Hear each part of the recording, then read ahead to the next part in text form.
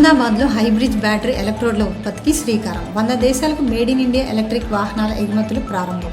Clean energy, clean మొబిలిటీలో Bharat ప్రపంచ హబ్గా మారుతుందన్న ప్రధాని నరేంద్ర మోదీ. భారత్లో బ్యాటరీల తయారీ కోసం 3 జపాన్ కంపెనీల భాగస్వామ్యం.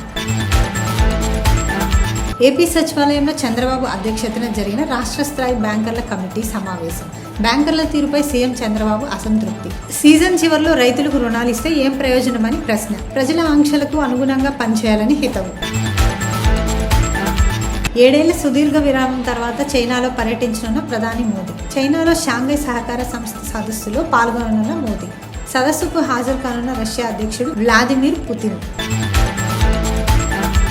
భారత ఎగుమతులపై అమెరికా భారీ సుంకాల విధింపు. ఆగస్టు 27 నుంచి అమల్లోకి రానున్న 50% టారిఫ్లు చైనా, వియత్నాం వంటి దేశాలకు లాభం చేకూరే అవకాశం.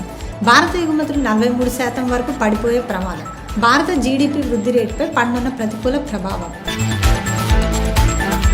ఏపీ మద్యం కుంభకోణం కేసులో మిథున్ రెడ్డి మరికొందరి రిమాండ్ గడువు ముగియడంతో నిందితులను కోర్టులో హాజరుపరిచారు. సిట్ ఛార్జ్ షీట్లపై అభ్యంతరాలు వ్యక్తం చేసిన న్యాయమూర్తి. నిందితులుగా ఉన్న మిథున్ రెడ్డితో సహా 12 మంది రిమాండ్ ఏసీబీ కోర్టు సెప్టెంబర్ 3వ తేదీ వరకు పొడిగించింది. మిథున్ రెడ్డిని రాజమండ్రి సెంట్రల్ జైలుకు తరలించగా మరో 9 మంది నిందితులను విజయవాడ జిల్లా జైలుకు, 2 గుంటూరు జైలుకు తరలించారు.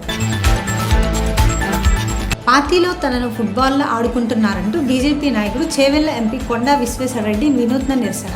ఒకరిని సంప్రదిస్తే మరికొందరి పేరు చెబుతున్నారని ఆగ్రహం వ్యక్తం. జిల్లా అధ్యక్షుల తీరు, పార్టీ కార్యక్రమాల్లో సమన్వయ లోపంపై అసంతృప్తి వ్యక్తం.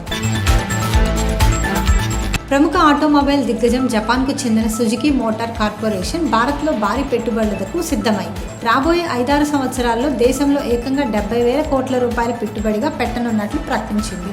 ఈ పెట్టుబడులతో ఉత్పత్తి సామర్థ్యాన్ని పెంచడం, కొత్త మోడల్ కార్లను పరిచయం చేయడం ద్వారా భారత్లో తమ అగ్రస్థానాన్ని మరింత పటిష్టం చేసుకోవాలని లక్ష్యంగా పెట్టుకున్నట్లు కంపెనీ తెలిపింది.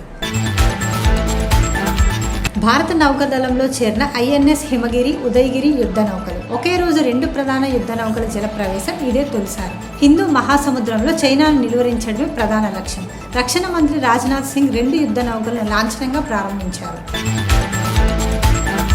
లిక్కర్ స్కామ్లో తన పాత్ర ఏమాత్రం లేదన్న కసిరెడ్డి. సిట్ చెబుతున్న విషయాలు సినిమా కథలను మించి ఉన్నాయని ఆరోపణ. కేసుతో తనకు ఎలాంటి సంబంధం లేదని, కస్టోడియల్ విచారణ పేరుతో తనను అరెస్ట్ చేశారని కసిరెడ్డి మండిపాటు.